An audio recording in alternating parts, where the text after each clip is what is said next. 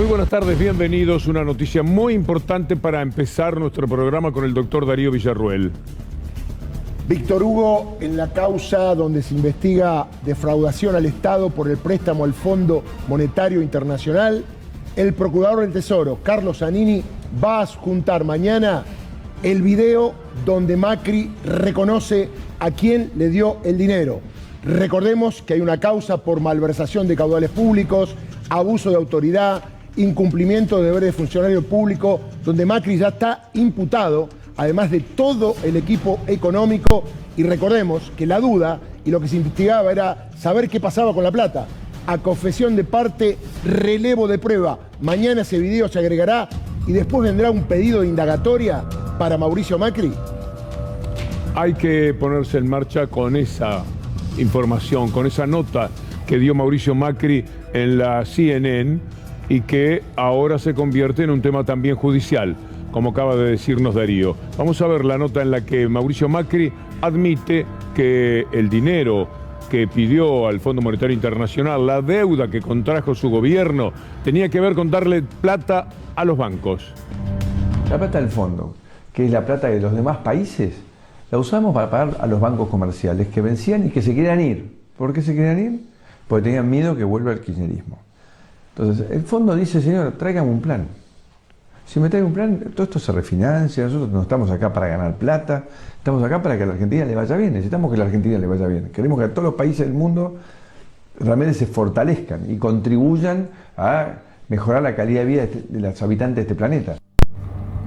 Probablemente el hecho de hablar tanto lo va comprometiendo a Macri poco a poco, y me parece que desde el punto de vista económico es una revelación en cuanto al reconocimiento de lo que ha pasado. No es una novedad exactamente, por ejemplo, para Estefanía Pozzo. Buenas tardes. Buenas tardes, Víctor Hugo. No es una novedad porque mire lo que en su momento publicó Ámbito Financiero respecto de cómo había empezado la corrida en 2018. ¿Cuál era el mecanismo a través del cual este esquema de fuga de divisas empezó a suceder? Tiene que ver con la fuga de JP Morgan, el banco, uno de los bancos internacionales más importantes primero de Estados Unidos seguro, pero que más apostó el gobierno de Mauricio Macri. El 24 de abril de 2019, Ámbito Financiero, a través de su periodista Carlos Burgueño, contó la traición de JP Morgan, una traición que, ¿qué es lo que decía? Miren ustedes allí en pantalla.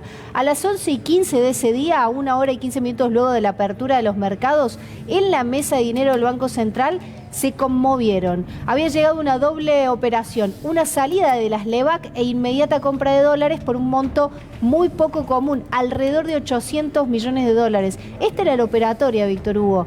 Entraban para hacer rendimiento con las tasas de interés desorbitantes que tenía el Banco Central con las LEVAC, y luego, cuando el dólar estaba bastante quieto, salían porque estaba garantizada la ganancia. En 2018 el kirchnerismo, el Frente de Todos, todavía no existía. Una corrida, como quien dice. Empezaron la corrida. El 25 de abril de 2018 este banco empezó la corrida, que luego terminó, al menos así lo explican, llevando al gobierno de Mauricio Macri a tomar la decisión de ir a pedirle asistencia al Fondo Monetario Internacional. Le dije que esta era una de las causas más importantes porque el querellante es el Estado. Quien está reclamando qué hizo Macri con la plata es el Procurador General del Tesoro en nombre de todo el Estado. Y ya hubo avances. Franco Picardi ya pidió una serie de medidas. ¿Y para qué las pidió? Para saber qué había pasado con la plata.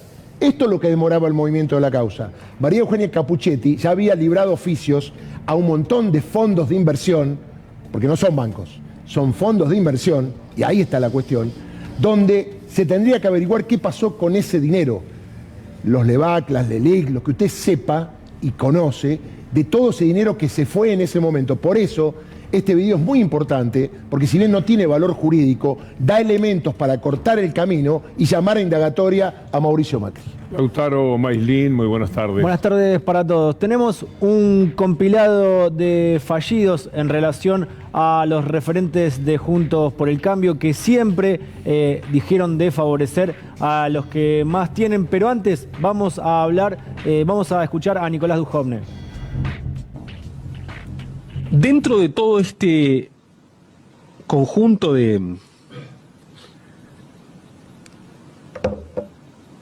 de problemas que dejó la administración anterior, también nos dejó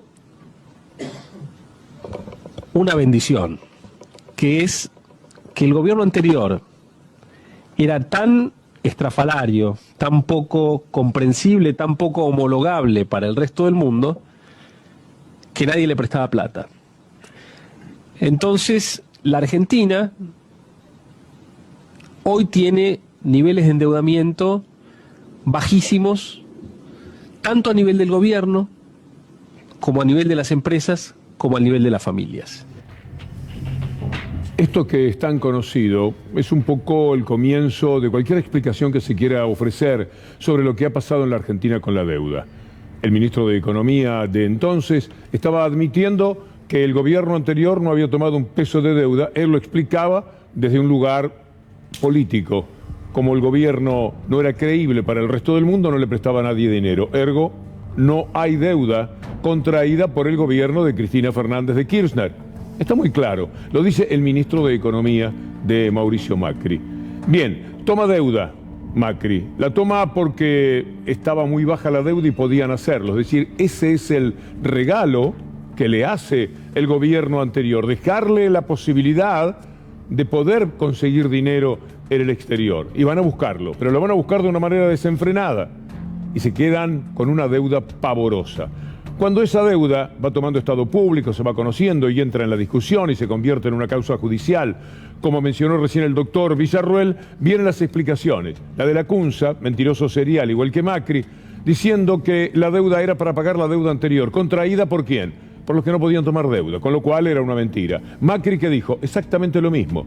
La deuda se tomaba por parte del macrismo para poder solucionar los problemas que había dejado el gobierno anterior. Mentira, lo dice el ministro de Economía y lo dice un par de años después de estar en el ejercicio del gobierno. Quiere decir, tenía muy bien estudiada la situación. A partir de esta explicación estrafalaria, para usar una palabra que mencionó recién Duhovne, llegamos a la discusión de para qué era el dinero de la deuda.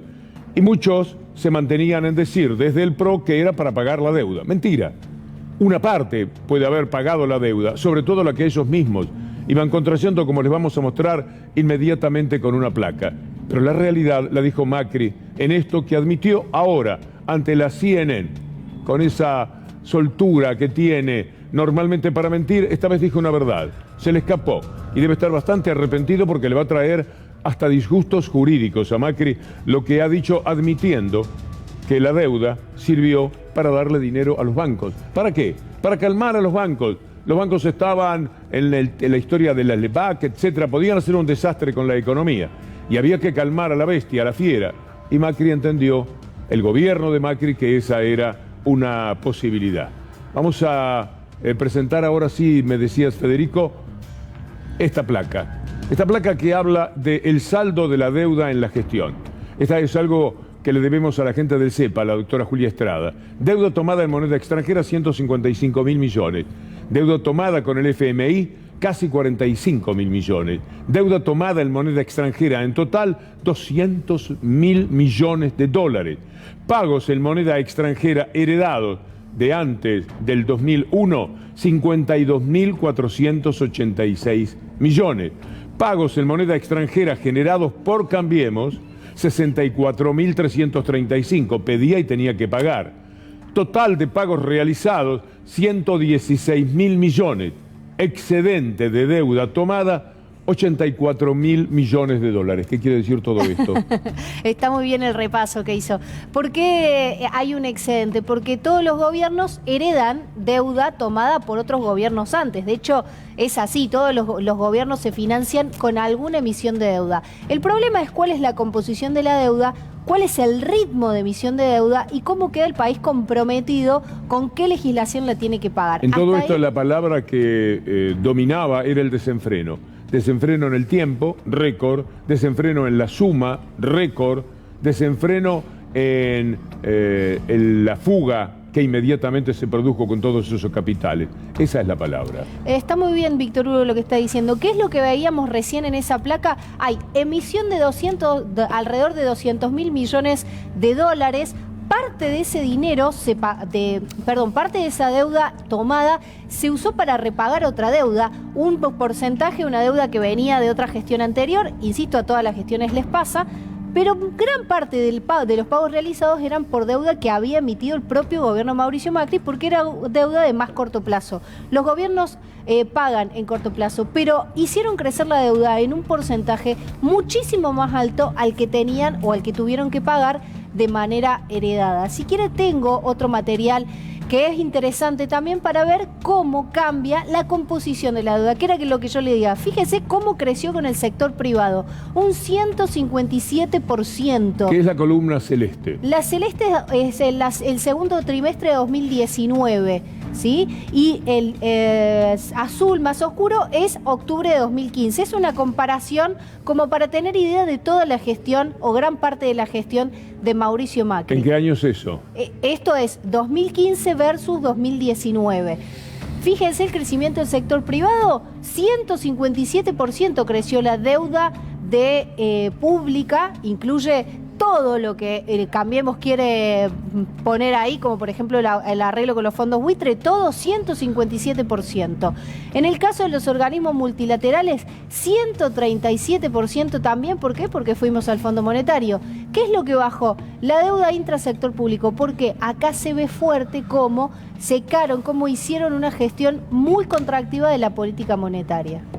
Ahora sí, Víctor Hugo, los dichos de Mauricio Macri ante la CNN nos llevó a armar un compilado de referentes de Juntos por el Cambio, hablando de que siempre intentaron beneficiar a los que más tienen en una serie de fallidos. Y atención al último de Mauricio Macri en el siguiente informe. En que nunca creí posible que un gobierno fuera en contra tan claramente de los derechos y de las necesidades de los que menos tienen, en contra tan claramente de los derechos y de las necesidades de los que menos tienen. Para proteger a los que más tienen, los que menos tienen. Creo que queda claro. Y también la otra cosa que tenemos que trabajar mucho es en que la diferencia entre los que más tienen y los que menos tienen sea cada vez mayor. Es en que la diferencia entre los que más tienen y los que menos tienen sea cada vez mayor. Es una humorada de ellos mismos, ciertamente muy divertida. Y lo tienen en su cabeza, ellos saben perfectamente de qué manera trabajaban y de ahí vienen Lautaro los actos fallidos. Sí, hay que trabajar un poco en terapia, me parece, Víctor Hugo, y escuchamos al propio Mauricio Macri decir que van a trabajar para ampliar la diferencia entre los que más tienen y los que menos tienen, y él no se dio cuenta de lo que había dicho o de lo que eso generaba con las declaraciones. Habló el presidente Alberto Fernández y le respondió a Mauricio Macri. Yo diría que mi gobierno tiene resuelto el problema, porque el fondo ofrece un plazo de espera para empezar a pagar. Y yo podría terminar mi gobierno sin pagar un centavo. Pero con eso solo habré resuelto el problema de la Argentina. La respuesta es no. No, nosotros necesitamos más. Nosotros necesitamos que cuando empecemos a pagar lo que nos comprometimos a pagar, lo podamos pagar. Los argentinos y las argentinas tienen que saber que el mayor condicionamiento que tenemos para nuestro desarrollo es la deuda, que alguien tomó de un modo absolutamente irresponsable, absolutamente irregular, y que solucionar el problema de la deuda no puede ser a costa del hambre y de la postergación de los argentinos. Yo podría arreglar el problema de la deuda en 5 minutos. Para eso tendría que aceptar las condiciones que el fondo me pide. Y lo que yo quiero es garantizarme condiciones de desarrollo y crecimiento para los argentinos y las argentinas. Y eso demanda más tiempo, porque es una negociación con acreedores. Está muy bien, lo dice también, y lo vamos a escuchar a continuación, el ministro Martín Guzmán. Está trabajando seriamente el gobierno, no puede ser de otra manera, en el tema de la deuda. Aquí lo que hay es un criterio de soberanía, de que no lleven por delante el país, pero también de responsabilidades y de culpabilidad. El gobierno puede tirar permanente sobre la mesa, ustedes son los responsables. Saben y han reconocido por qué dieron esa deuda al gobierno. Le prestaron a alguien desesperado en el casino del gobierno. A las 3 de la mañana, cuando los jugadores se van del casino derrotados, hay alguien que les está ofreciendo dinero, que tiene dinero porque es un negocio, prestar dinero. Así como hay quienes venden naranjas o manzanas, ellos prestan dinero. Ese es su negocio. Y le dice a un desesperado: tengo dinero para prestarte. El desesperado toma ese dinero, pero por lo menos el del casino vuelve a la mesa a jugar y por ahí alguna vez le toca ganar. En cambio aquí no había manera de ganar frente al dinero que le estaban prestando al gobierno argentino. Todo es una inmensa derrota. ¿Por cuánto tiempo? ¿1 año, 2 años? No.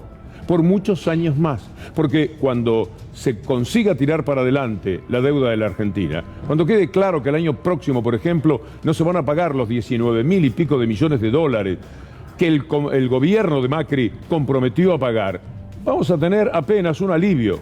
Y el año siguiente tampoco se puede pagar. Y el tercer año tampoco, si es que se quiere trabajar de una buena vez por el bienestar de los argentinos. Y seguramente es lo que quiere este gobierno. Este gobierno exactamente es lo que quiere hacer. Por lo tanto, se puede plantar muy bien ante el Fondo Monetario Internacional. Hacer la mejor negociación en cada uno de los encuentros que se han tenido con el Fondo Monetario Internacional. Es decir, tendría que ser insuperable.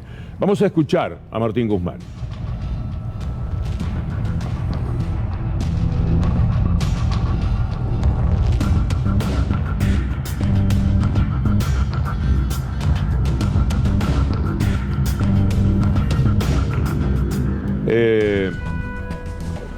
Abrir el juego a partir de eso que dice Martín Guzmán.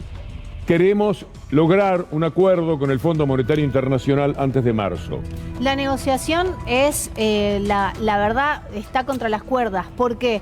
Porque Argentina tiene un cronograma de vencimientos realmente muy complejo. Hay que tener en cuenta que ahora en diciembre el país tiene que pagar alrededor de 1.900 millones de dólares, que los va a pagar para continuar con las negociaciones, pero tiene enero 731 millones, febrero 372 y marzo casi 3.000 millones de dólares. Son casi 4.000 millones de dólares hasta marzo, ¿no? Seguimos con las repercusiones, Víctor Hugo, porque las declaraciones del expresidente Mauricio Macri generaron muchos tweets. Vamos a leer algunos y escuchar después a continuación al gobernador Axel Kicillof, pero vamos con este de Vanessa Siley que dice: con mentiras, con excusas, con cinismo y en contra de las y los argentinos, así gobernó Mauricio Macri. Ahora deberá explicar al pueblo qué endeudó. Las arcas que bancamos engordaron con el futuro de todos y todas, se pregunta Vanessa Siley. Ahora sí, escuchamos al gobernador Axel Kicillof. Me parece que vienen mintiendo hace mucho, pero cada vez que le ponen el micrófono a Macri no está bien guionado o se va un poquito de la línea que le dictaron, dice la verdad. Y la verdad es que la usaron para la fuga de capitales. Ellos se endeudaron durante los primeros 2 años con el mercado privado, digamos, con Wall Street, para simplificar. Le prestaron durante 2 años más o menos 100.000 millones de dólares y después le cerraron la canilla. Cuando le cerraron la canilla no podían ni devolver lo que habían tomado prestado durante su propio gobierno. Entonces tuvieron que ir al fondo para dejarles la salida abierta a los fondos de inversión que habían venido a especular a la Argentina. Eso es lo que está diciendo, es que está confesando que lideró el más veloz y catastrófico proceso de endeudamiento y fuga de la historia argentina. Está confesando endeudamiento y fuga, lo decía el gobernador Axel Kicillof, pero ahora vamos a ver una repercusión económica de alguien que perteneció al gabinete del expresidente Mauricio Macri, y es Rogerio Frigerio, que fue ministro del Interior, y dice: esta vez no hay espacio para el gradualismo. Va en sintonía con lo que le dijo el expresidente en aquella nota que le hizo Vargas Llosas: el mismo camino, pero más rápido. ¿Cuál fue el gradualismo? Porque decimos cualquier cosa también. ¿Cuál fue? ¿De qué hablamos cuando se habla de gradualismo? ¿Que fue poco a poco? Se endeudaron en 4 años lo que la dictadura endeudó en 7. Perdón, muchísimo más. Pero esta es la realidad. En 2 años se habían quedado sin poderle pedir dinero a nadie y por eso recurren al Fondo Monetario Internacional. ¿Dónde fue? Gradual. ¿Y cuándo fue gradual la relación con el Fondo Monetario Internacional? Si de sopetón pidieron 56.000 millones de dólares y les fueron concedidos, de los cuales llegaron casi 45.000 millones de dólares. No hubo gradualismo, hubo una urgencia, un imperativo de endeudarse porque era lo único que podían hacer. Desde el punto de vista conceptual, además, yo no sé cómo se animaban, porque eso es gobernar. ¿Ustedes imaginan al jefe de la familia o jefa que para mantener a su familia solo pide dinero prestado. ¿Hasta cuándo le pueden prestar dinero? Bueno, esto fue lo que hizo la Argentina y después ahora hay que pagarlo y lo tiene que hacer otro gobierno. En una historia tan repetida que es muy dolorosa. Gobiernos neoliberales que endeudan al país, gobiernos populares que tienen que pagar esa deuda, hacerse cargo de la misma, mientras al mismo tiempo procuran que la gente no se les muera de hambre, porque al neoliberalismo no le interesa que eso suceda. En cambio, a un gobierno como el actual, ese sería un pecado del que no tiene retorno en caso de cometer lo que no le importe a la gente. Y tiene todo el sentido lo que está diciendo Víctor Hugo, porque los números, ¿qué es lo que defendía la administración de Mauricio Macri? El gradualismo era no hacer un déficit cero en el primer año. Entonces dieron alguna rienda para lo que considera por ese gobierno, para lo que consideró ese gobierno en ese momento, un poquito de rienda. Por ejemplo, los 3000% de aumento de las tarifas se hicieron en varios años, no se hicieron todos de golpe. Bueno, ¿qué es lo que están diciendo ahí? El 3000% de aumento de los 4 años de un solo saque, ¿eh? Buenas tardes, Víctor Hugo. Nos encontramos aquí en Avenida de Mayo al 500, a solo 400 metros del lugar en donde Roberto fue asesinado. Vos fijate, Víctor Hugo, cómo está funcionando en este momento el vallado, doble vallado, las policías de un lado y del otro. Voy a pedir por favor si me pueden bajar un poquito la vuelta porque me escucho mucho a mí misma. Es Chacabuco y por otro lado Castelli, ¿no? De los dos lados está la policía acá trabajando para impedir que los manifestantes se acerquen a la comisaría. Los vecinos están muy pero muy enojados, ingresan aquí y de alguna manera les dicen, los insultan o les dicen su inconformismo con respecto a la materia de seguridad. Esto es lo que está sucediendo ahora, faltando nada más que media hora para esta masiva marcha de los vecinos de Ramos Mejía. Estaremos atentos al llamado, Sofía. Por ahora se puede apreciar una relativa calma, pero cuando llegue el grueso de la gente, están citados para las 7 de la tarde, entonces ahí vamos a ver seguramente el enojo, el fastidio, el dolor, a veces mal encausado, en otras ocasiones siempre justificado en cuanto al dolor. El enojo a veces lleva, como dijo el doctor Darío Villarroel recién, por conductas que no solo no sirven para nada, sino que pueden ser injustas.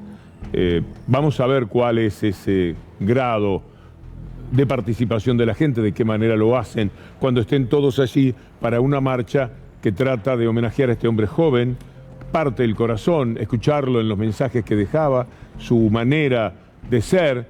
Recibió un disparo en la cabeza en un intento de robo y lo ha pagado con su vida. Recién Darío mencionaba las declaraciones del candidato José Luis Esper, candidato en la provincia de Buenos Aires. Entre otras cosas dijo, primero hay que meter bala. Lo escuchamos.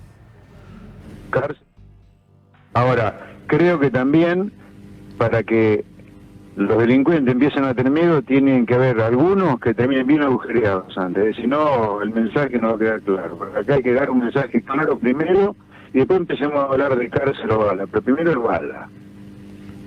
Primero bala. Sí. ¿Sabe que lo van a criticar horrores, no? Por esto que está diciendo. Sí, me van con las críticas.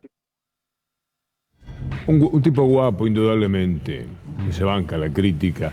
El establishment no lo va a criticar porque está de acuerdo con esto. No sé, no importa quién era el periodista, pero subraya lo que estaba diciendo este personaje que se debe haber bajado del helicóptero de un delincuente que lo llevaba por todos lados de gira. El periodista es Eduardo Feynman, que muchas veces cuando mataba a un delincuente decía uno menos. Digo, para que entremos en contexto de qué estamos hablando. A ver, el Estado de Derecho no permite meter bala. Ahora, si hay un enfrentamiento entre un delincuente y un policía, todo vale y es legítima defensa. Ahora, el tema de meter bala, por el hecho de meter bala a alguien que está delinquiendo, no forma parte del Estado de Derecho. Entonces, de alguna manera... Estos temas son muy dolorosos, Darío, porque aparece lo peor y los peores. Claro. Es decir, lo que acaba de decir Espert es tan peligroso además para la sociedad. Porque los delincuentes también miran televisión, los delincuentes también conocen las declaraciones y los delincuentes también toman sus prevenciones y saben perfectamente que la guerra es más fuerte todavía de lo que parece. Y cualquier gesto de una persona inocente parece que es un mecanismo de defensa o que busca un arma. Están especialmente alertados frente a este tipo de situaciones. Cada vez que muere un delincuente, ellos toman nota también. Y hay una especie de revancha, de reacción o de actitud impiadosa frente a personas a las que podrían robar sin hacer valer la presencia de la muerte, nada menos. Hay que tener mucho cuidado. Personajes como este que acabamos de escuchar hacen un enorme daño, pero además son muy peligrosos. No solamente hacen daño en lo moral, sino que son peligrosos para la propia gente. Uno no se puede comportar por afuera del derecho, no tiene manera. No es algo que pueda ser plausible para nadie, salvo para personajes de la calaña de quien acaba de hablar recién en ese reportaje.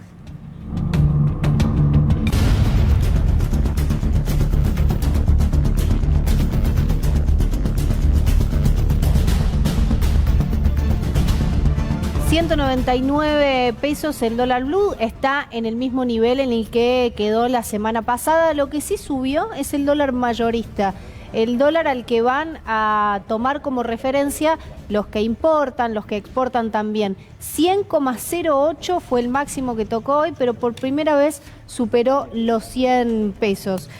Por el lado de dólar blue, entonces un poco de tranquilidad en una semana donde vamos a estar mirando este número porque sabemos, ¿no? En todos los años electorales suele ser el número que más miramos y uno de los números que más se mueve, Víctor Hugo. Está con nosotros Hugo Yasky. Bienvenido, Hugo, ¿qué tal? ¿Qué tal? Un gusto estar acá.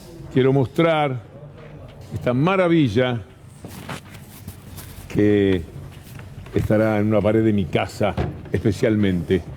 ¿Quién es el autor de este cuadro, mi querido Hugo Yasky? Ahí se salió el micrófono. Ahí. Bueno, nos pasan cosas. Sí, ahí está. Bien. Y ese es un cuadro de mi viejo, que yo me llamo como él, Hugo, y que lo pintó, es un cuadro que creo que es del año, de la década del 70, ahí debe decir, ¿no? Sí. No, 1988. 1988. Este es un hermoso cuadro. boliche de Luján. Un boliche de Luján. Mi viejo pintaba ese tipo de motivos. ¿Él tenía algo que ver con Luján además o vio ese boliche y le gustó para pintarlo? No, él tenía allá un gran pintor de Luján que era muy amigo de él y tenía una especie de peña de pintores y frecuentaba mucho ese tipo de lugar. Muchísimas gracias, Hugo. Fue un gusto y coincidió con los 55 años. Este era el motivo también. Muchas gracias, Hugo. Me siento muy honrado, muy. Gracias. Y además es bellísimo el cuadro. Y no sabe qué contento estaría mi viejo de ver que lo tenés vos ese cuadro. ¿Fallecido en qué año? Y él murió en el 94, 95. ¿Qué era, además de pintor? Era un típico laburante de clase media. Laburó en la farmacia del padre de él, después se las rebuscaba con esa clase media que ya no existe casi. Yo quería preguntarle, porque estamos en la última semana con vistas a las elecciones, les voy a preguntar de Macri, ¿cómo están llegando ese día y el acto que va a ser el jueves? ¿Tendrá la presencia de Cristina Fernández de Kirchner? Porque todos sabemos que... ¿Se hace el acto? Empecemos por ahí. Sí, se hace el acto. Sí. Porque algo había trascendido de que le iban a dar la derecha a la CGT para su acto. No, por lo menos lo que tenemos todos los que formamos parte del bloque de diputados ya en la convocatoria. El acto se hace. Se hace el acto, estamos citados a las 15 para salir del Congreso todos los integrantes del bloque y se hace en Merlo. La expectativa por la que pregunta Darío. El acto va a ser multitudinario y yo creo que en la elección en Provincia de Buenos Aires vamos a recuperar terreno. Creo que va a ser una elección que nos va a permitir acomodarse mejor. ¿Se sabe si va Cristina? Y Cristina, yo creo que sí. Todos esperamos que esté yendo. Por supuesto va a depender De la salud. De la salud. Una de las cosas que se dijo es que el acto del sábado no se hacía justamente porque no podía ir Cristina y que entonces, bueno, es una La idea era esperar, porque bueno, la presencia de Cristina junto a Alberto es clave. Esa última señal antes de la elección es importantísima y ojalá esté en condiciones de ir. Los que no votaron son la esperanza. Es una razón para creer que los que no votaron son aquellos que estaban enojados con el gobierno, tenían ganas de votarlo, pero que ahora ven que la situación se torna más peligrosa. Sí, nosotros la verdad que hicimos una campaña muy intensa, fue barrio por barrio. Sí. Ahora. Sé que los intendentes estuvieron al pie del cañón, sé que las organizaciones barriales recorrieron cada casa. Eso nos permite ser moderadamente optimistas. Yo sé que vamos a recuperar terreno y eso va a ser muy importante. Pero estamos viviendo una semana infernal, una semana tremenda, una semana de un avance impiadoso de la derecha por todos los frentes. Cada vez que abre el diario o mira la televisión, ¿siente un poco más de miedo con respecto al resultado del domingo? No. Yo creo que vamos a estar mejor. Y la verdad, la otra vez hicimos un acto muy grande con muchísima gente. Yo les preguntaba eso, porque alguien había salido a decir, cuando estuvimos acá, claro, ¿te acordás que estaba Bullrich y dijo, todo esto lo armó Cristina porque tiene miedo? Yo le decía a la gente en el momento del acto, eran miles y miles, digo, ¿alguien tiene miedo de lo que vaya a pasar el 14? ¿Alguien le tiene miedo al día 15 de noviembre? Nadie. Hizo declaraciones Mauricio Macri hoy, anoche en realidad, ayer las conocimos, sobre el acuerdo con el Fondo Monetario y a dónde fue el dinero. Dijo Macri, fue a los bancos comerciales. ¿Qué reflexión hace sobre esta declaración en particular del expresidente? No, primero que es una confesión de parte, ya no necesitamos ningún otro tipo de expresión para confirmar lo que decíamos. Usaron el dinero de esa deuda no para construir puentes, ni rutas, ni escuelas, ni jardines, ni hospitales, ni nada.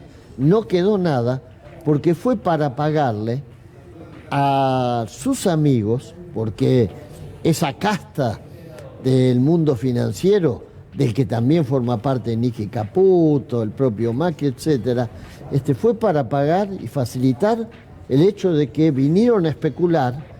Y cuando olfatearon que era el fin de fiesta, no es que se fueron con la mano vacía, dijeron no, nos vamos, pero nos vamos con la ganancia tomada. Una cosa es el hecho, Hugo, y otra es la información que la gente recibe. Usted si lee Clarín hoy, va a encontrar qué hizo Macri con el dinero en el tercer párrafo. Usted sabe lo poco que se lee, que se buscan los títulos. En el título dice, Macri explicó lo que pasó con el dinero. Y después, cuando uno va, bueno, terminan diciendo el tema de los bancos. Estamos peleando con una verdadera mafia hoy día. Con una mafia y con un agravante, porque esto va a significar, tener que pagar esto, va a significar tener menos plata para escuelas, tener menos plata para el sueldo de los maestros, tener menos plata para policía, poder comprar mucho menos patrulleros, tener muchas más necesidades insatisfechas, porque si esto lo pagaran con la plata que tienen los paraísos fiscales, pero a mí me importaría un bledo, ni estaría hablando. Si lo pagaran todos los que tienen plata en los paraísos fiscales de este país, porque somos campeones mundiales de paraísos fiscales, le ganamos a China. En lo único que le podemos ganar a China nosotros es en la plata en los paraísos fiscales. Si se pagara con eso, a mí me importa un bledo. Pero estaría feliz de la vida de que la FMI le paguen lo que pide y más todavía. Ahora, el problema es que lo vamos a pagar con más hambre, con menos posibilidad de empleo, con menos policía, con menos seguridad, con menos educación, con menos de todo, y no se hacen cargo. ¿Cómo hacemos para atar eso que acabas de decir con el tema de que la gente lo va a sufrir? Porque como dice Víctor Hugo, está muy lejos que Macri hizo lo que hizo con la plata. ¿Cómo hacemos, si es trabajo, supongo, de la dirigencia, bajarlo al llano, de que por eso que hizo Macri va a pasar lo que acabas de decir? Sí, claro, y es que es la gran discusión. La impunidad de ellos tiene que ver con esto. Y para eso son dueños de los grandes medios de comunicación, porque los mismos que son dueños de los medios de comunicación tienen intereses de maridaje estrecho, de relaciones carnales, con los que se llevan la plata y con los paraísos fiscales. Hugo, ¿qué piensa, por ejemplo, cuando referentes de Juntos por el Cambio, en este caso Mauricio Macri, dice algo así, que se tomó la deuda para pagarle a los bancos comerciales y después salgan a dar cátedra, por ejemplo, el propio expresidente, cuando dice que van a pasar la deuda en 5 minutos, arreglar la deuda en 5 minutos? Mirá, la verdad, es una expresión, yo te diría, casi obscena de su sinceridad. Pues, ¿sabes cuántas veces tarda uno en arrodillarse en 5 minutos? En decir que sí, en agachar la cabeza. Eso hizo con los fondos buitres. Le pagó más de lo que los fondos buitres querían. Nos hundió de entrada con eso. Recuerden que le costó mucho a la Argentina eso. Pero claro, si yo voy a decir que sí a todo, si le voy a decir, mire, les pago esto y más, por si acaso, 5 minutos me sobran. Vamos a hacer una pausa por si viene Evo, además. Seguimos charlando, Hugo, pero está tratando de acercarse al canal Evo Morales. Hoy se cumple 1 año del gobierno de Arce en Bolivia. Ya venimos. Un rápido contacto con Matías Morales en Nueva York. Cosas importantes pasan con el presupuesto en Estados Unidos. Matías, buenas tardes. Hola, ¿qué tal? Buenas tardes, qué gusto saludarlos. Así es, finalmente el mandatario norteamericano Joe Biden logró la aprobación del plan de infraestructura que destinará más de $1 billón, 1,2 billones de dólares en la próxima década, después de involucrarse personalmente en las negociaciones, dado que el sector más progresista del partido había amenazado con no votarlo si antes no se aprobaba el plan de gasto social que sigue pendiente. Y efectivamente, 6 de ellos votaron en contra, aunque 13 republicanos votaron a favor, por lo que fue un proceso bastante particular. La administración de Biden necesitaba un logro tras las elecciones locales en las que perdió, por ejemplo, en Virginia, algo que preocupó a los demócratas teniendo en cuenta que el año que viene son las elecciones de medio término, en las que podría perder las mayorías que tiene en ambas cámaras del Congreso, por lo que el mandatario calificó esta aprobación como una victoria colosal. Bien, Matías, 2 líneas tan solo de la marcha, de la discusión que hay, la decisión de la justicia respecto a las empresas que quieren hacer vacunar a su gente y le ha quitado ese derecho a las empresas. ¿Cómo es la historia? Bueno, poco después de que el mandatario firmara un decreto obligando a vacunarse a todos los trabajadores de las empresas con más de 100 empleados antes del 4 de enero, los republicanos recurrieron a la justicia y un tribunal federal suspendió esta medida. Las multas podrían llegar hasta los $13.000 por cada violación o a los $136.000 si la falta fuera deliberada. Pero el tribunal consideró que podría haber problemas constitucionales graves y terminó bloqueando el decreto de Biden. Bien, Matías, volvemos por allí quizás antes de las 8, pero ahora quiero darme el gusto inmenso de saludar a Evo, que siempre en nuestro corazón es el presidente. ¿Qué tal, Evo? Bienvenido. Muchas gracias por la invitación. Nuevamente por Argentina, recordando tantos acontecimientos del año pasado. Así es. Hoy hace 1 año que Arce es presidente. Hoy hace 1 año que Bolivia volvió a la normalidad democrática, ¿verdad? Gracias a la unidad, gracias a la conciencia del pueblo boliviano, desde Argentina recuperamos la democracia. Gracias a Argentina también retornamos con vida a Bolivia. Y gracias también, no solamente la parte social, la parte política, sino también la parte jurídica. Doctor Zaffaroni, Ferreira me ayudaron en ese debate, combate, batalla jurídica. 1 año después, ¿les ha ido bien?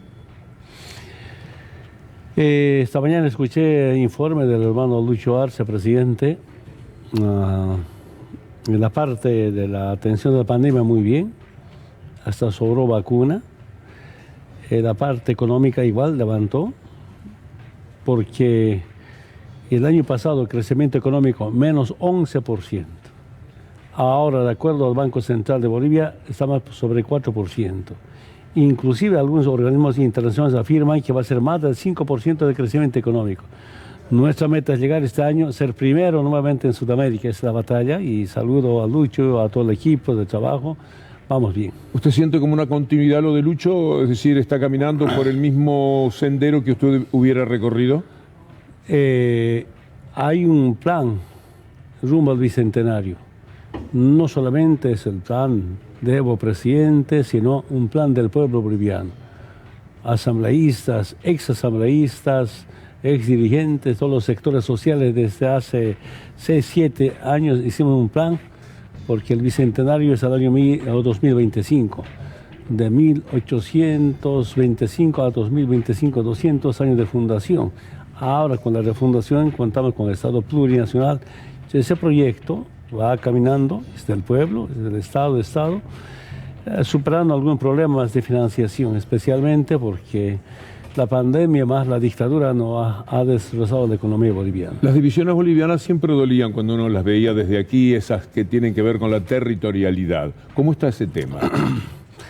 Todavía hay grupos que resisten a nuestro modelo económico. Claro, el pueblo sabe exactamente que tenemos diferencias con algunos grupos, que ellos son los privatizadores y nosotros los nacionalizadores. Esa es la gran ventaja que tenemos. Los nacionalizadores siempre ganamos las elecciones y vamos a seguir ganando las elecciones, porque en corto tiempo demostramos que Bolivia tiene mucha esperanza. La pandemia ha sido devastadora para los gobiernos oficialistas, es decir, para los gobiernos que estaban en el poder en ese momento. Mire lo que le pasa a Biden, lo que recién nos decía Matías Morales. Si hubiera elecciones en Bolivia ahora, ¿usted tendría la misma fe de siempre? Hay mucha conciencia, hermano Lucho, el gabinete no estuvo mal. El pueblo boliviano aprueba el combate a la pandemia y con seguridad esa conciencia del pueblo boliviano sigue intacta. Ahora que no soy autoridad, yo visito los distintos departamentos, con reuniones con muchos movimientos sociales, convencidos de nuestra revolución democrática y cultural. El libro de Alfredo Serrano Mansilla, Evo, El Rescate, será una película, porque lo que usted vivió verdaderamente es de película, presidente. Sí, yo dije que Argentina, México, presidentes como Maduro, Miguel, expresidentes como Samper, Zapatero, tantos, presidentes de Paraguay, ayudó, me salvaron la vida. Cuando dije me salvaron la vida, no creía. Ahora tengo información de los mismos opositores. Usted sabe, el mundo tan pequeño, están arrepentidos de no haberme matado. Cuando llegué acá, algunos analistas políticos decían, si no salía, me hubiera pasado como con Salvador Allende. Querían aplicar el muerto el perro, se acabó la rabia. Sí, en todo caso, hay proyectos que van en función de los actores. Entonces, me acuerdo perfectamente, el domingo 10 de noviembre, un compañero, una compañera dijo, si queremos salvar a nuestro proceso de cambio, hay que salvar la vida de Evo. Eso me hizo pensar, era en la tarde, 2, 3 de la tarde más o menos, y que era, ¿cómo era salvar la vida? Era renunciando, porque ya sin policía, sin Fuerzas Armadas. Además de eso, al día siguiente estaba convocado, la COP se convocó, una gran concentración para recuperar el Palacio Quemado, la Casa Grande del Pueblo, la Plaza Murillo. Yo dije que mis compañeros podían tomar, pero policía en contra, masacre. Yo dije, en mi gestión no puede haber muertos. Hasta ese momento, lamentablemente, ha habido 2 muertos, no con balas, sino entre civiles se enfrentaron en Montero, una ciudad importante de la ciudad de Santa Cruz. ¿Quiénes han pedido disculpas creíbles por lo que le hicieron a usted y a Bolivia? Disculpas, nadie, que yo sepa, nadie. Sin embargo, el resultado de más del 55% es la mejor prueba que ganamos las elecciones.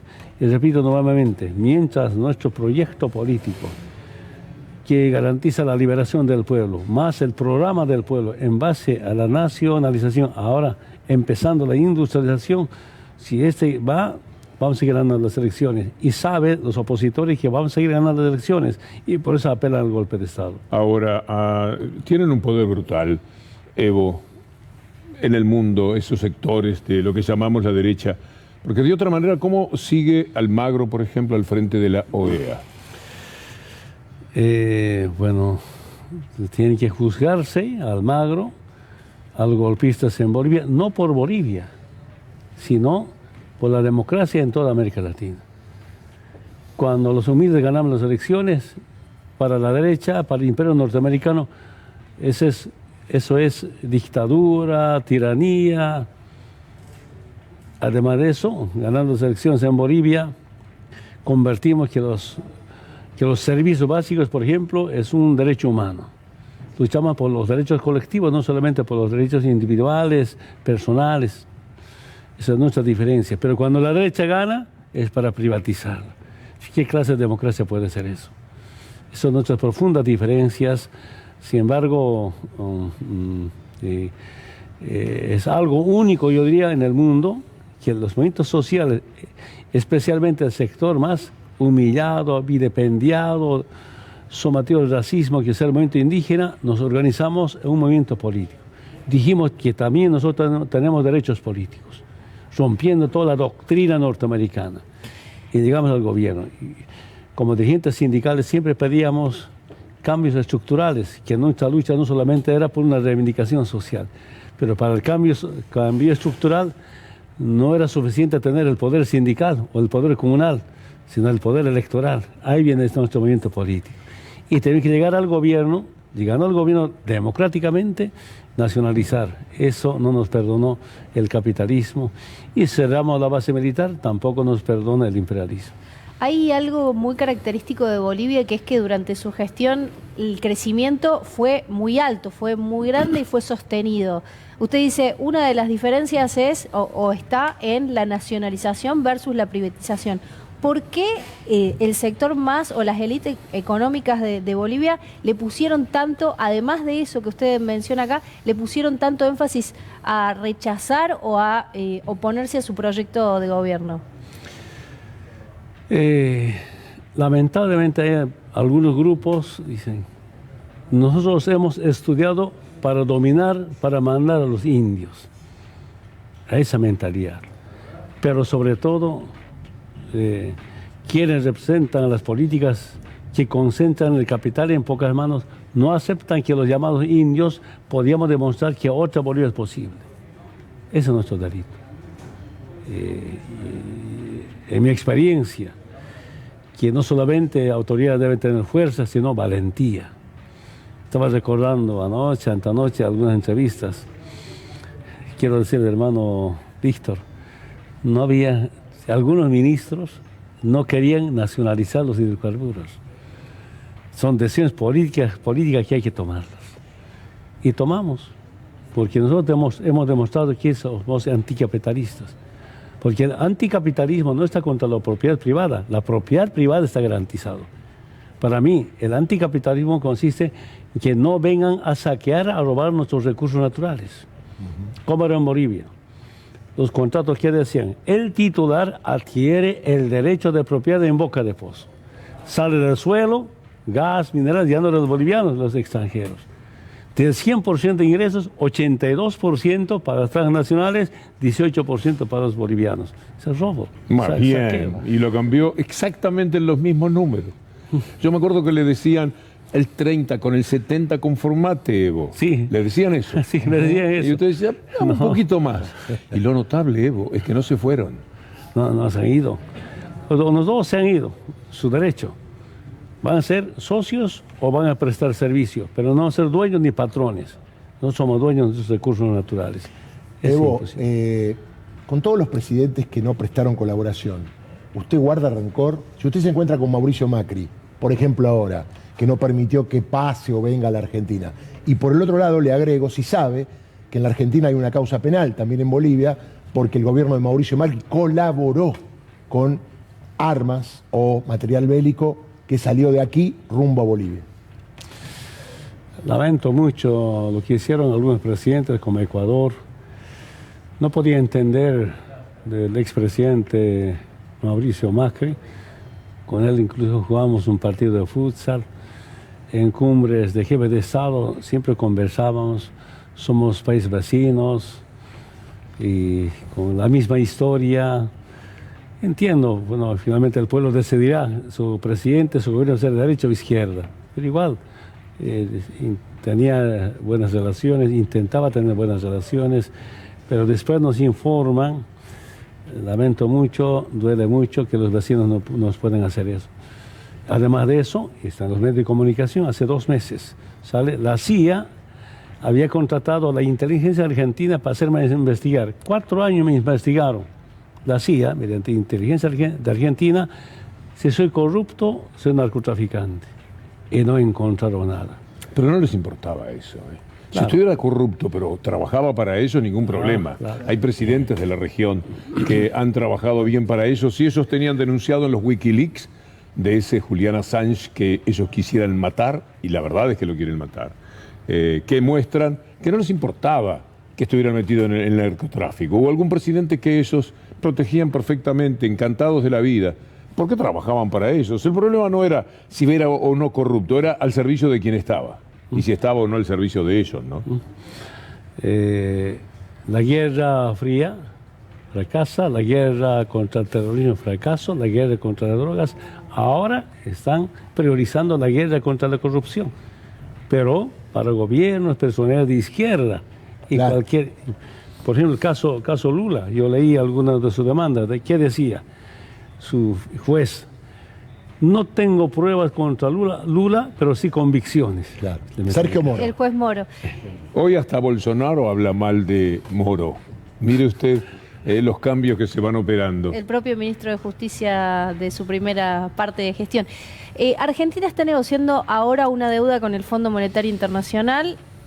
Quien está mirando sabe, el crédito más grande que el organismo le dio a un país en su historia.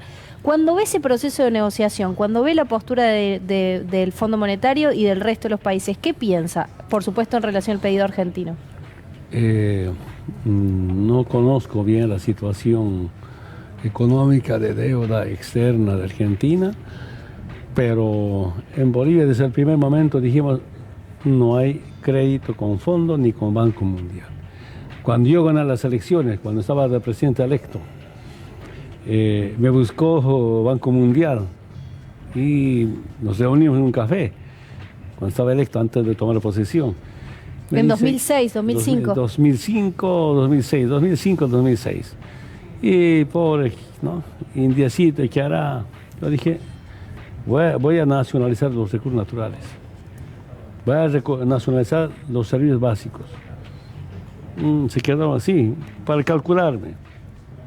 Pasó 2, 3 años, la economía boliviana, gracias a la nacionalización, se levantó y dice, ¿en qué podemos ayudar? Con el fondo, ¿no? El fondo tenía su oficina en el Banco Central de Bolivia, fuera. La CIA había tenido su oficina en el Palacio Quemado, fuera. El grupo militar de Estados Unidos tenía 2 oficinas en comando de Estado Mayor del Ejército, fuera. Porque luchamos por la dignidad y hemos dignificado Bolivia. Entonces, el fondo es el gran operador del capitalismo, del imperialismo. Nosotros, digamos, no tenemos nada que debatir con Fondo Monetario Internacional y nunca se metió. Porque antes, técnicos del Fondo Monetario Internacional participaban en el gabinete para imponer políticas de privatizaciones. Entonces, como no hay coincidencias, ¿qué tiene que hacer? Presidente Evo, como le digo siempre, usted sigue siendo una gran emoción. Le agradezco muchísimo. Muchísimas gracias por esta la invitación. visita. Qué alegría verlo. Y seguramente tendrán mucho para charlar con nuestro común amigo Hugo Yasky. Mañana le hacemos un homenaje a Evo. ¿En dónde? En el local de Cetera. Enfrente de Cetera hay unas oficinas. Cuando Evo vino exiliado, necesitaba un lugar para trabajar. Entonces se la dimos de Cetera. Tuvimos un problema porque el primer día... Llegó a las 5 de la mañana. Llegó a las 5 de la mañana. Entonces... Acá no, Evo. Hora de Bolivia. Mañana ponemos ahí en... A las 5 de la mañana. A las 5 de la mañana en Chile, a 650, una placa que dice: acá el presidente de Bolivia, exiliado por un golpe militar, trabajaba todos los días desde las 5 de la mañana a las 10 de la noche. Gracias, Evo. Muchas gracias. Y gracias a Alfredo Serrano Mancilla, destacado colega, autor del libro el rescate de Evo el rescate. Muchísimas gracias. Hacemos la pausa y cuando volvamos está la columna.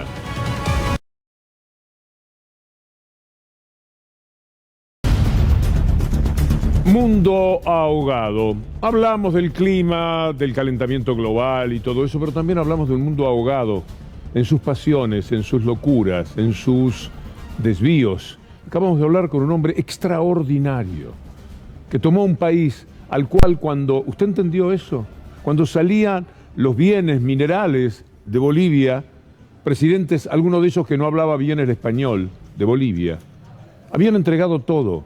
De eso que salía de la tierra de Bolivia, el 82% se lo llevaban las multinacionales, el 18% le quedaba para Bolivia. ¿Usted quiere una cosa más injusta? Y este hombre, tan sencillo, pero tan despierto, tan inteligente y tan humano, dijo, esto no puede ser, y cambió la historia.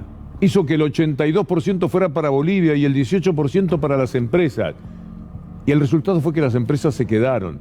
Pero este es un mundo ahogado porque a ese hombre lo atacaron de 1000 maneras. No tuvimos tiempo de charlar de cuando iban aquel avión por Europa y le bajaron el avión por una intriga internacional que no tiene ni pies ni cabeza. Y después, cuando ganó las elecciones, dijeron que no, que había hecho fraude. Y estuvieron a punto de matarlo. Eso es un mundo ahogado. También tenemos esta imagen que vamos a compartir ya mismo con ustedes de un ministro de Oceanía que se muestra con el agua, va a ver usted hasta dónde, para indicar que hasta ahí están llegando las aguas que los están tapando. Vea esta información. Hoy todo el mundo habla de Tuvalu, un pequeño archipiélago en medio del Pacífico, es el cuarto país más pequeño del mundo, unas manchas de tierra firme condenadas a desaparecer a medida que aumenta el nivel del mar por el cambio climático. Por eso el ministro de Exteriores de las islas ha pronunciado su discurso para la cumbre de Glasgow, así atentos. Simon Kofe denuncia en este discurso para la cumbre del clima que su país, Tuvalu, se está hundiendo. Poco a poco se nos descubre el verdadero escenario en el que está hablando el ministro. De traje y corbata, sí, pero con el agua del mar llegándole a las rodillas, para que nos impacte con más fuerza su mensaje de socorro. Es extraordinario. Nos gusta mucho compartir con ustedes estas cosas del mundo, porque nos abren los ojos, nos permiten entender un poco más y el adentro, bueno, se infiere de una manera mejor que si ignoramos a ese mundo que muchísimas veces no nos muestran porque no conviene. En esta época, por ejemplo, mientras hablaban pestes de cosas que se hacían en la Argentina como en el resto del mundo, sucedía lo mismo, no lo querían mostrar, dejaban al mundo completamente afuera. Estas cosas terribles que nos suceden. Mire a Obama en el COP26, contando, recordando cómo aquello de París, que era una gran esperanza para el mundo, quedó de lado, y quedó de lado por la participación tan particular, tan odiosa de otro presidente, de Donald Trump. Now for the bad news.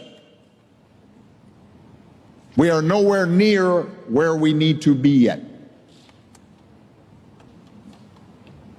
For starters, despite the progress that Paris represented, most countries have failed to meet the action plans that they set 6 years ago. Vote like your life depends on it, because it does. I recognize that a lot of young people may be cynical about politics, but the cold, hard fact is we will not have more ambitious climate plans coming out of governments unless governments feel some pressure from voters. Un mundo ahogado, también tapado por las circunstancias que el hambre provoca en buena parte de los habitantes del planeta. Miren ustedes esta cifra, es un escándalo. 45 millones, advierte la ONU, están al borde de la hambruna. El hambre se ha disparado especialmente en 43 países donde 3 millones de personas, más que a principios del 2021, están en situación de necesidad urgente de alimentos. Hablemos de los que hoy no comen, según la Organización de las Naciones Unidas. Gap I want to see addressed is the one relating to global food insecurity, which has left over 1 billion, that's right, 1 billion people on our planet with no food to put on the table. Chronic hunger has risen by 161 million people, from 650 million to 811 million people in just 1 year because of COVID. And severe hunger at the same time is up by 135 million, doubling to 270 million. And most worrisome of all is that there are now, out of that, 42 million people marching to the brink of starvation, knocking on famine's door. We have a catastrophe ahead of us. Es un mundo ahogado, hambriento y a oscuras. Mire usted lo que puede suceder ahora en España, por ejemplo, en Europa en general. En España el problema es complementario. La amenaza de un gran apagón dispara la demanda de hornillos, linternas, radios y otros productos que vas a necesitar para vivir sin luz en casa. Vea la psicosis que se ha disparado en España. No hay stock ninguno. Hornillos, cocinas de campaña, linternas, estufas, cartuchos de gas. En los últimos días, los establecimientos que venden productos que podrían formar parte de un equipo de supervivencia básica han multiplicado las ventas, especialmente en todo aquello que sirva para cocinar. En el último reparto vinieron seis cocinas de estas de 2 fuegos a las 5 de la tarde y a las 6:30 se habían agotado totalmente. Pensemos en las colas de los supermercados al inicio del confinamiento o en la venta de palas pocos días después de las nevadas de Filomena. Sin lugar a dudas, este tipo de compras compulsivas tiene mucho que ver con la incertidumbre, pero no hay que ser alarmistas en ningún caso. Recordemos las ventas desmedidas de papel higiénico durante la pandemia, que no condujeron prácticamente a nada.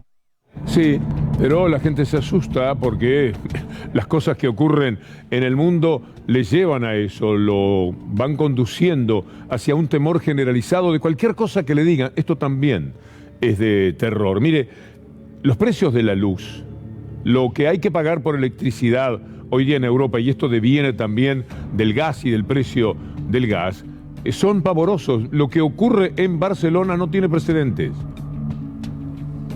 La indignación crece en España ante el continuo aumento del precio de la luz propiciado por el elevado coste del gas. Ha sufrido un encarecimiento del 350% en un año. No dejan de sucederse manifestaciones como esta última en Barcelona, en la que los ciudadanos han salido bajo el lema «Paremos la estafa de la luz». Nos sentimos estafados porque al final resulta que el problema de las eléctricas es que no tienen empatía con la ciudadanía y nosotros pensamos que es que nos están robando literalmente. Tiene que haber un control y desde luego lo que no podemos hacer es que estén los servicios básicos a manos del capitalismo. Tiene que estar más, tiene que haber un control más directo del gobierno. Control, exactamente, esa es la palabra. Hay que controlar a esta fiera desatada del capitalismo salvaje, porque ya no es capitalismo hasta en lo que de soportable pueda tener. Es un capitalismo que se lleva todo por delante, no le importa que sea un mundo con hambre, un mundo al que las aguas lo van tapando, un mundo a oscuras. Y hasta en Estados Unidos tienen que salir y controlar un poco. Y en Estados Unidos tienen que pelear por darle alguna ayuda a la gente. Mírenlo al presidente de los Estados Unidos, Biden, feliz porque un proyecto para mejorar la vida de la gente está caminando. Esta es la información. La Cámara de Representantes aprobando el plan de infraestructura de Biden. Es un paso decisivo que se ha dado en esta jornada precisamente. Escúchelo, véalo. Finally. Infrastructure Week. Sonriente, el presidente Biden celebró su triunfo legislativo, la aprobación final en el Congreso de su paquete de infraestructura. I don't think it's an exaggeration to suggest that we took a monumental step forward as a nation. We did something that's long overdue, that long has been talked about in Washington, but never actually been done. Un mundo a oscuras, hambriento, ahogado y lleno de dementes, la verdad. Porque los que no se quieren vacunar siguen generando problemas. Y fíjese usted cómo el poder real en los Estados Unidos puede funcionar a veces de la misma manera que el dolorosísimo poder real que tenemos que enfrentar en estas latitudes. Mire lo que pasa, la Corte suspende la vacunación obligatoria impuesta por Biden a empresas. Biden dijo tienen que vacunar a la gente, es obligatorio. Quiere que los empleados de las empresas de más de 100 personas se vacunen contra el COVID-19 antes de enero. Pero la medida fue impugnada por 27 estados y fue suspendida por graves problemas constitucionales. Este es el inconveniente. Bueno, nosotros en C5N hemos hecho un lanzamiento muy especial. Cuando digo nosotros, estoy hablando de la empresa, pero nos toca de cerca también. Y Pablo Iglesias participa de esta manera. Que el golpismo de ultraderecha es la principal amenaza a la democracia en nuestros días, tanto en América como en Europa, cuando a la debilidad ideológica partidaria se le une que la ultraderecha domina los marcos mediáticos. Como decía la Declaración de la Paz, la ultraderecha es hoy la principal amenaza contra los sistemas democráticos. No siempre se pueden permitir golpes de Estado tradicionales como el de Bolivia, pero los golpes blandos vía lawfare, campañas de los poderes mediáticos e intoxicación en las redes sociales configuran hoy los ingredientes de éxito de la ultraderecha trumpista. Siempre, siempre, siempre con la financiación de grandes poderes económicos. Hay algo que debemos recordar a los que blanquean y legitiman a la ultraderecha. Para ser demócrata hay que ser antifascista. Estamos en la recta final y eso marca una semana de oprobio para la Argentina. Lo que se va a vivir en estos días es pavoroso. La cantidad de mentiras, exageraciones, visiones sesgadas. La derecha jugando apasionadamente en su hábito de mentir, de estigmatizar y de perseguir. Mire, lo que es esta etapa del sábado marcaba el comienzo ya de lo que será una semana informal, infernal. Mire usted la etapa de la mafia de Clarín. Liberan a José López, el funcionario kirchnerista de los bolsos voladores. ¿Usted cree que a López lo liberó el gobierno actual? ¿Usted cree que podría eso ocurrir? No, lo liberaron ellos. Lo liberó el poder real para tener esta semana un motivo y recordar lo que pasó con López. Un ladrón que frustró durante muchísimo tiempo a todo un partido político, a todo un movimiento político. Le sacaron jugo de todas las maneras. Esa misma noche, después de ese título de la mafia de Mañeto, ¿qué pasaba en el canal de Mañeto? Quiero contarles antes de arrancar el programón que traje en mi bolso, como Josecito López. ¡Me voy a la mierda! Bueno, esta primera mirada sobre la libertad de José López, ¿qué implica en términos políticos? Bueno, esto implica que robar en la Argentina tiene una sanción muy leve, que es la sanción de pocos años en la cárcel para una persona que hizo tanto daño. La indignación y la bronca es total, es insostenible de esta manera seguir así. Y lo segundo es decir lo que nosotros venimos hablando con Facundo en cada uno de los recorridos. Necesitamos los votos para terminar con esto. Se trabajó en modificar el Código Penal. Se hizo un trabajo de 3 años por parte de la justicia. Para tipificar tenemos un Código Penal que data de épocas donde ni siquiera había celulares, donde ni siquiera había motochorros, claro, y donde no había estos niveles de corrupción. Bueno. La semana transcurre entre bandidos, sinvergüenzas, abusadores del desconocimiento que la gente pueda tener, habilitados todos los prejuicios. El prejuicio es pensar de una manera muy tenaz, con desconocimiento de algo, adelantando un juicio que por supuesto siempre es negativo. Sobre esos prejuicios están trabajando. La libertad de este ladrón fue como consecuencia de que cumplió la condena, ni más ni menos. Y la condena, que a Patricia Bullrich le parece poco, tiene relación con el tipo de delitos, porque si no, ¿qué se le daría? Y pienso en delitos aberrantes a los que cometan ese tipo de delitos. Naturalmente, hay una escala dentro del Poder Judicial que determina que la cárcel para este hombre que le hizo tanto daño a un partido, a una política, poco menos que uno se pregunta cómo se hizo para resistir por lo que hicieron los medios de comunicación con esta historia de López. Un ladrón por su lado, por su cuenta, un ladrón que tenía el dinero en su casa, un ladrón que cuando lo llevó Stornelli, fíjese con qué personajes, de la mano por supuesto de la mafia de Clarín, a hablar en la causa de los cuadernos, dijo que el dinero que él tenía escondido se lo había dado esa noche el secretario de Cristina Kirchner. Suponía él que venía de Cristina Kirchner porque era lo que querían decir. Pero resultó que López, en el seguimiento que se le hizo, no tenía ningún auto que lo siguiera como él había señalado, y no había nadie, absolutamente nadie, que le diera el dinero que él había sacado claramente de su casa. Entonces, como la mentira saltó por los aires de manera inmediata, se olvidaron de López porque lo querían seguir utilizando para otras cosas.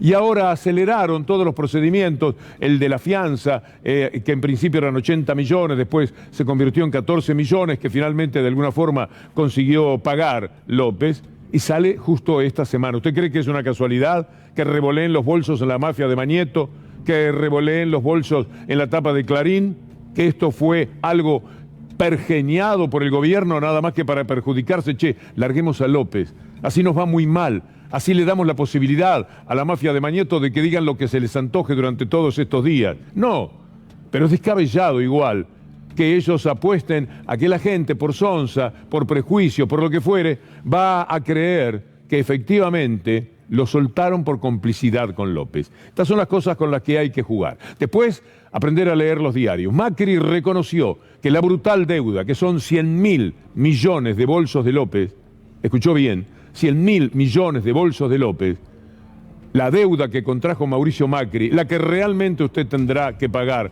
porque la de López la pagó López con la cárcel, esa deuda que tendremos que pagar todos durante tantos años y años, fue contraída nada más que para darle dinero a los bancos, para satisfacer el animal capitalista que tenemos adentro permanentemente.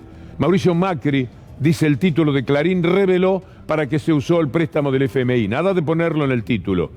Y además el exmandatario descartó una posible candidatura para el 2023. Mire qué manera de dar estos zampones mediáticos, de dar la información. Casi me rasco la cabeza. Si lo criticaron al presidente, a mí directamente me dan prisión perpetua por esto.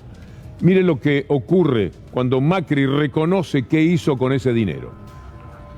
Fondo, que es la plata de los demás países, la usamos para pagar a los bancos comerciales que vencían y que se querían ir.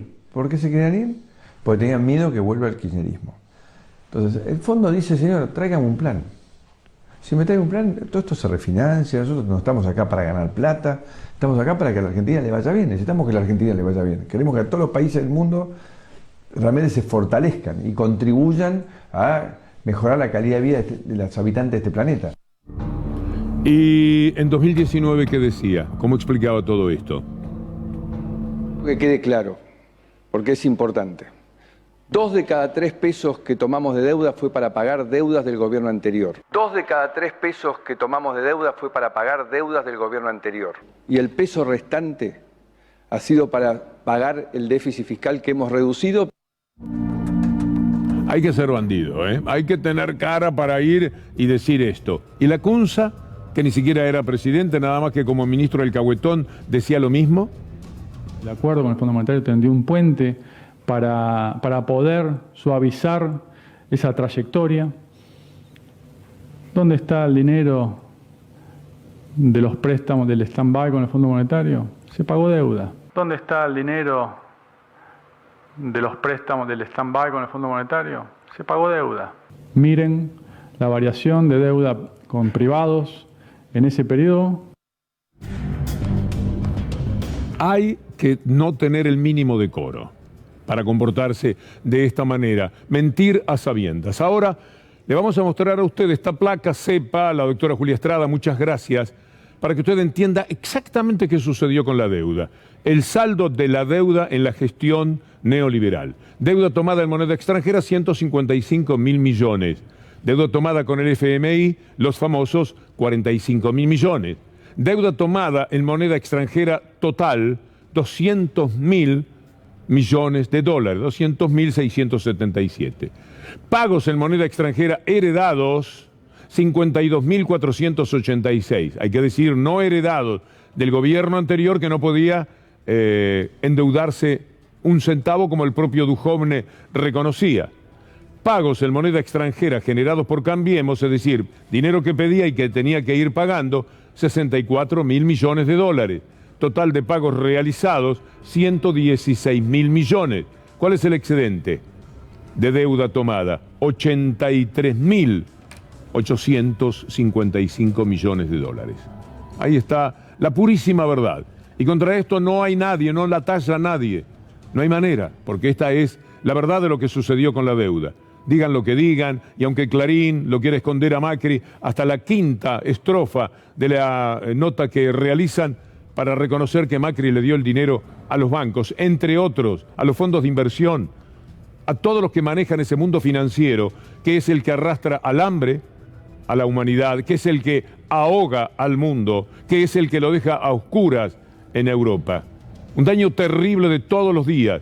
Acá tenemos los representantes locales de esa mafia internacional que está provocando todo este daño al mundo. Un mundo dañado, titulamos a veces, con Anabela Sánchez y Julián Capazo, nuestros productores, con Federico Ferro. Bueno, es que es un mundo muy, pero muy dañado. Y aparecen después diciendo lo que Macri manifestó con respecto a la deuda, que él la pagaría en 5 minutos. Él de taquito resuelve todos los problemas en su insensatez, para decir algo suave respecto a Macri. A eso es que le responde Alberto Fernández. Argentinos y las argentinas tienen que saber que el mayor condicionamiento que tenemos para nuestro desarrollo es la deuda, que alguien tomó de un modo absolutamente irresponsable, absolutamente irregular, y que solucionar el problema de la deuda no puede ser a costa del hambre y de la postergación de los argentinos. Yo podría arreglar el problema de la deuda en 5 minutos. Para eso tendría que aceptar las condiciones que el fondo me pide. Y lo que yo quiero es garantizarme condiciones de desarrollo y crecimiento para los argentinos y las argentinas. Y eso demanda más tiempo, porque es una negociación con acreedores. El problema de Macri fue ir al reportaje no coacheado, porque cuando va con amigos, CNN en este caso, él siente que no está en riesgo y por lo tanto se descuida. Y ahí vino la confesión, que ahora le va a costar, como dijo el doctor Darío Villarroel hace un rato, hasta un aumento de la presión judicial que existe sobre esta deuda que él tomó tan insensatamente, delincuencialmente, y que tanto compromete a la Argentina. Se descuidó, como dice Axel Kicillof. Me parece que vienen mintiendo hace mucho, pero cada vez que le ponen el micrófono a Macri no está bien guionado o se va un poquito de la línea que le dictaron, dice la verdad. Y la verdad es que la usaron para la fuga de capitales. Ellos se endeudaron durante los primeros 2 años con el mercado privado, digamos, con Wall Street, para simplificar. Le prestaron durante 2 años más o menos $100.000 millones y después le cerraron la canilla. Cuando le cerraron la canilla no podían ni devolver lo que habían tomado prestado durante su propio gobierno, entonces tuvieron que ir al fondo para dejarles la salida abierta a los fondos de inversión que habían venido a especular a la Argentina. Eso es lo que está diciendo, es que está confesando que lideró el más veloz y catastrófico proceso de endeudamiento y fuga de la historia argentina. Todo tiene que ver con esas bandas internacionales o nacionales financieras que se llevan por delante todo. ¿Quién los podrá parar? ¿De qué manera se los puede detener? ¿Usted sabe cuánto dolor le están provocando al mundo? ¿Cuánta desigualdad? ¿Usted sabe que detrás de la desigualdad hay violencia? Y que en la violencia terminamos pagándolo todos, expuestos a que nos maten, porque hay muchísima gente muy dolorida, muy resentida, muy enojada en el mundo. ¿Y cómo queremos que estén si este es el comportamiento que se tiene? Son robados, son estafados desde que nacen miles de millones de personas. Y esto agudiza el problema de aquellos que muchas veces piensan que son totalmente inocentes y no lo somos. No lo somos. Votamos, decidimos, hacemos cosas que tienen que ver con nuestro propio destino. Nos demos cuenta o no. Y jugamos a veces, en muchas ocasiones diría, contra nosotros mismos. Este es un dolor muy pero muy grande. Y estas bandas son las que determinan, por ejemplo, el precio de los alimentos. Y hay gente que no tiene para darle de comer a sus hijos. Y cuando no se tiene para darle de comer a un hijo y llora toda la noche de hambre, al otro día la vida se parece mucho a la vida o la muerte, porque termina dando lo mismo. Y salen a matar o morir muchísimas personas que en algunos casos pudieron haber pensado que jamás iban a cometer un delito. Mire usted lo que pasa con el tema de los precios. Una lucha interesante que ha celebrado el gobierno, y digo ese verbo porque me parece que estamos en camino de que pueda ser positivo lo que se intentó desde la Secretaría de Comercio. Tenemos un par de tuits de Roberto Feletti. Precios Cuidados se consolida en las grandes cadenas de supermercados nacionales, esto es bueno. Desde la puesta en marcha el 20 de octubre pasado se registra una baja promedio de 7,7% a nivel nacional en los precios de los bienes que integran la nueva canasta. ¿Valía o no valía la pena? ¿Es verdad lo que dice un imbeciloide candidato de la derecha cuando señala que no sirve para nada el tema de los precios cuidados? No es verdad. Le imponen a la gente criterios y prejuicios que luego lamentablemente anidan con facilidad en la gente. Otro de los tuits de Roberto Feletti. Por otra parte, en base al relevamiento hecho en 299 establecimientos se observan niveles de cumplimiento en el área metropolitana de Buenos Aires de 85% en el abastecimiento de los 1.432 productos y de casi 99% en los precios de los mismos. Es impresionante. Veamos lo que pasa ahora con los alimentos. Vayamos a esta información, porque el precio de los medicamentos es el último tema que se ha tratado en estos días. 66% fue el aumento en el último año. Esto es un informe también del CEPA. Los medicamentos tuvieron un incremento del 4% mensual. Además se detalló que gracias al acuerdo de precios de PAMI, los remedios para adultos mayores se mantuvieron por debajo de los incrementos de las jubilaciones. Mire usted lo que está sucediendo con el control de precios de los medicamentos también en Estados Unidos. Los demócratas acordaron un paquete de medidas para bajar los precios en un mercado feroz y donde la cobertura social es muy, pero muy baja. Sin embargo, en la contienda política, usted puede escuchar, aprovechando lo que los medios dicen, lo que los medios titulan, lo que los medios ofenden, las cosas brutales que han dicho contra Alberto Fernández, el presidente de la República, desde la mafia de Clarín, desde la mafia de los Aguiar, combinada con Mauricio Macri en La Nación Más.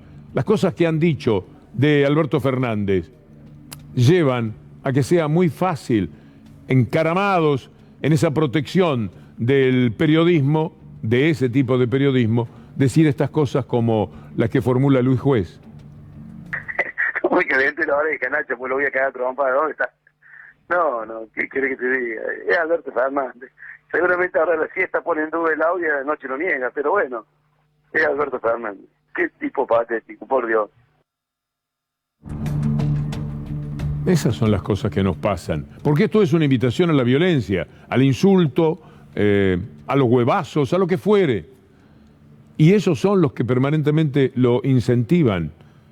Es muy triste que las cosas sean así en la Argentina. Y esta semana hay que estar lunes, martes, miércoles, jueves, viernes hasta que se tomen un descanso, aunque sábado y domingo van a poner maldades que no parezca que tienen relación con la política, pero que serán muchísimo más políticas todavía que todas las cosas que digan en la semana.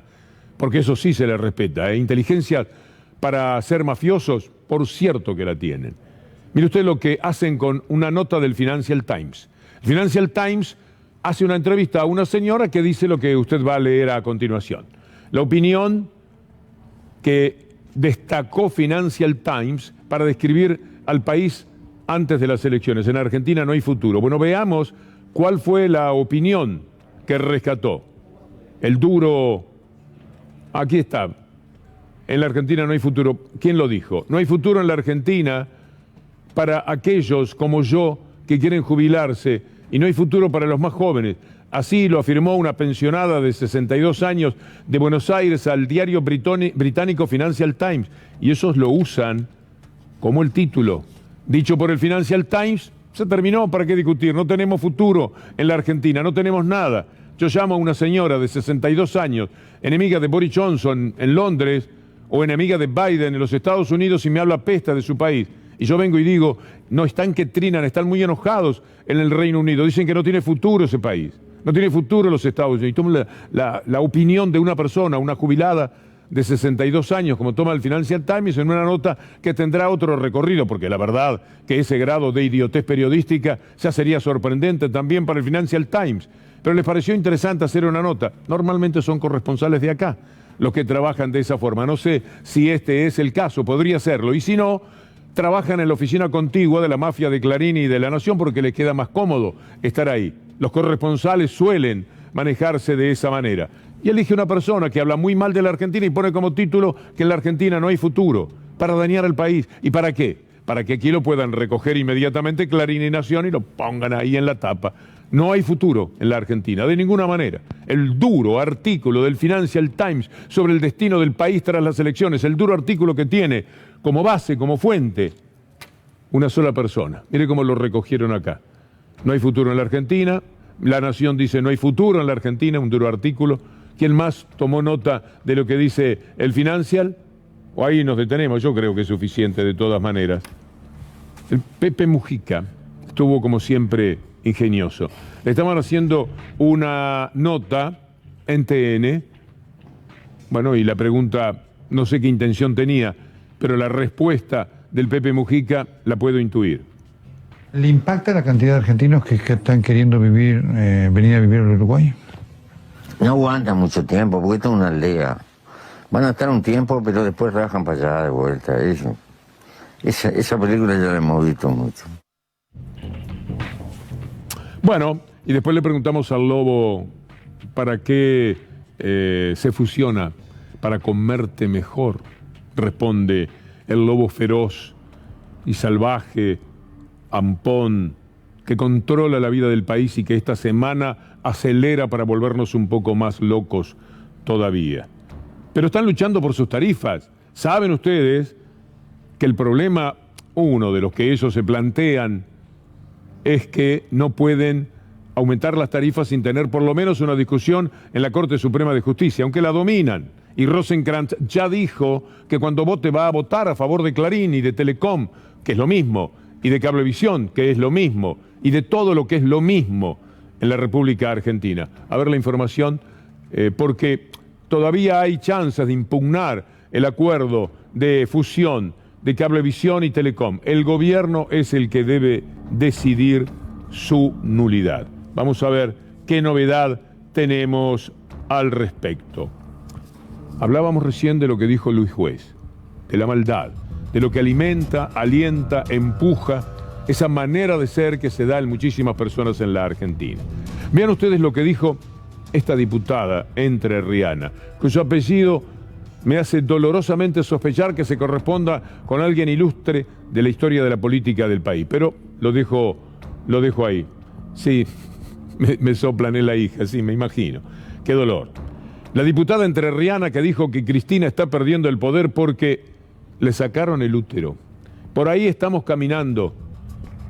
Diputada provincial de Juntos por el Cambio, Gracia Jaroslavsky, escribió una columna sobre el posible resultado de las elecciones y utilizó frases como esta, como la salud de la presidenta Cristina Kirchner o Cristina Fernández de Kirchner como orientadora de su opinión. Cristina, el reaseguro de poder, aparece más vulnerable que nunca cuando debe ser sometida a una histerectomía. Le sacaron el útero, exclamó. Es una mujer la que lo hace. También tenemos de lo bueno, Cuidado, que pasan muchas cosas positivas. Miren lo que ocurrió en la marcha del orgullo de este sábado. ¿Por qué era importante estar acá?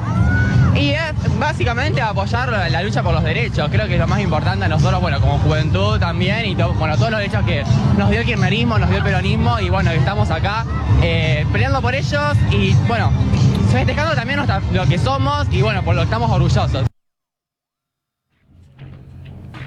Y otra buena noticia, Yo Nena, Yo Princesa, una película formidable, cinematográficamente hablando, que hace referencia a un tema extraordinario para la Argentina. Bueno, Yo Nena, Yo Princesa, la película de Federico Palazzo, basado en el libro de Gabriela Mancilla, madre de una niña trans, y rodado en la Universidad Nacional de La Matanza, reunió 12.000 espectadores en más de 60 salas de cine en el país. Es la cifra más alta de una película en tiempos en los cuales hay reticencia para ir al cine. Nos vamos a despedir para ir a la pausa con algo muy especial al respecto.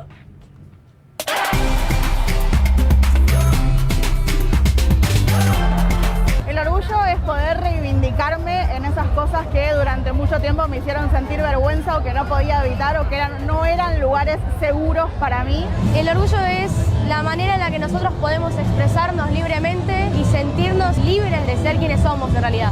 Orgullo para mí es tener la libertad de ser quien soy y poder mostrárselo a los demás. El orgullo es poder acompañar a mis hijos en su deconstrucción y que me ayudaron a deconstruirme a mí y poder acompañarlos en este camino que por ahí hace mucho tiempo mi generación no era posible. Tenemos que celebrar la ley de matrimonio igualitario, la identidad de género, más recientemente cupo laboral trans y por supuesto el DNI no binario. Esta, si bien es una marcha de celebración, es una marcha de reclamos y por eso lo que tenemos que hacer es profundizar todas las políticas públicas de inclusión para que estemos todos dentro del sistema. Sofía Barruti. Víctor Hugo, estamos en Avenida de Mayo y Castelli y podríamos hablar de una tensa calma, pero solo una tensa calma, porque la realidad es que la gente está muy enojada y es entendible los pedidos que hacen y los reclamos por justicia y mayor seguridad. En este momento, como te decía en un principio, hay una tensa calma, pero la realidad es que de a momentos, de a ratos, las cosas se ponen un poco más pesadas y la policía se enfrenta a los manifestantes que están intentando entrar a la comisaría.